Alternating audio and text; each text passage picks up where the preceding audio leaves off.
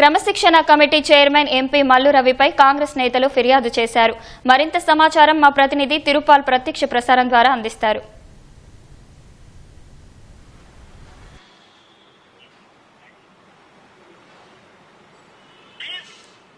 రమ్య, ముఖ్యమంత్రి సొంత జిల్లా అయిన ఉమ్మడి మహబూబ్ నగర్ జిల్లాలో కాంగ్రెస్ నేతల మధ్య విభేదాలు స్పష్టంగా వెలుగులోకి వచ్చినాయి. మొన్న 2 రోజుల కిందట జరిగిన రాష్ట్ర అవతరణ దినోత్సవాల కార్యక్రమాలలో బీఆర్ఎస్ ఎమ్మెల్యేను వెంటబెట్టుకుని స్థానిక ఎంపీ మల్లు రవి తిరిగాడని, ఆయనతో పాటు విందులు చేసుకున్నారని చెప్పేసి కాంగ్రెస్ నాయకులు తీవ్ర అభ్యంతరం వ్యక్తం చేశారు. అదే రోజున ఆయనకు వ్యతిరేకంగా కూడా కొంతమంది నాయకులు ఫిర్యాదు కూడా చేశారు. అయితే మల్లు రవి ప్రస్తుతం క్రమశిక్షణ కమిటీ చైర్మన్ గా ఆయన ఎంపికైనారు. మొన్ననే 2 రోజుల కింద బాధ్యతలు కూడా తీసుకున్నారు.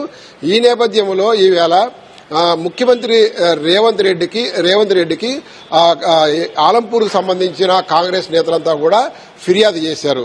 అంటే మల్లు రవి కాంగ్రెస్ నేతలను, కాంగ్రెస్ నాయకులను పూర్తిగా నిర్లక్ష్యం చేస్తున్నారు, ఆయన పూర్తిగా బీఆర్ఎస్ కు సహకరించేటట్టుగా ముందుకెళ్తున్నారని చెప్పేసి ఆరోపిస్తూ ఒక 20 నుంచి 30 మంది కాంగ్రెస్ స్థానిక నాయకులంతా సంతకాలు చేసి ఒక ఫిర్యాదు చేశారు.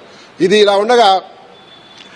ఇలా ఉండగా అక్కడ ఉన్న మాజీ జెడ్పీ చైర్పర్సన్ సరిత తిరుపతితో పాటు మరికొంతమంది నాయకుల మీద కూడా చర్యలు తీసుకోవాలని చెప్పేసి అట్లా పిసిసి అధ్యక్షుడు మహేష్ కుమార్ గౌడ్కు, అదేవిధంగా రాష్ట్ర వ్యవహారాల ఇన్ఛార్జి మీనాక్షి నటరాజన్కు కూడా ఫిర్యాదు చేశారు.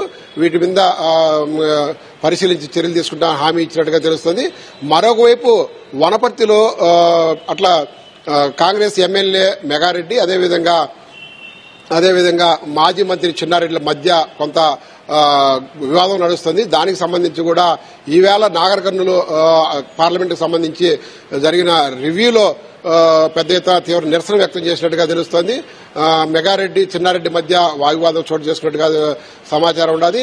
అయితే మీనాక్షి నటరాజన్ అక్కడ ఏం జరిగిందో పూర్తి స్థాయిలో పరిశీలించిన తర్వాత మాట్లాడతారని చెప్పారు. అయితే దీని మీద 5 మంది సభ్యుల కమిటీ వేయాలని చెప్పేసి కూడా వాళ్ళు డిమాండ్ చేస్తున్నారు. అటు నాగర్ కర్నూలు కానీ ఇటు వనపర్తి కానీ ఈ 2 చోట్ల జరుగుతున్న ఈ నాయకుల మధ్య ఉన్న విభేదాల మీద పూర్తి స్థాయిలో సమస్య వేయడానికి ఒక కమిటీ వేయాలని చెప్పేసి కోరుతున్నారు. Over to studio.